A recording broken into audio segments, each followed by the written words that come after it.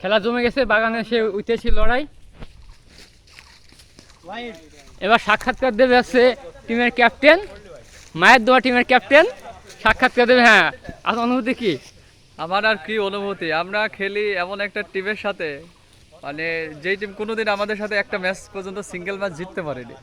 এখন খেলা হয়ে খেলতে হয়, কি করব। আপনি একটু নম্র ভাষায় কথা বলে, খেলা হচ্ছে বাঘা বাঙালি টিম বনাম মায়ের দোয়া টিম, ঠিক আছে? আপনি হচ্ছে মায়ের দোয়া টিমের ক্যাপ্টেন। বাঘা বাঙালি শুধু নিজের পিছনে ফোন আছে, বাঘা বাঙালি টিম নিজে নিজে দাবি করলে তো হবে না। জীবনে তো একটা 4 মারতে পারেন না আজ পর্যন্ত আপনি। বাঘা বাঙালি টিম 6 মানে ম্যাচ জিতে সব সময়, 6 মানে ম্যাচ জিতাই।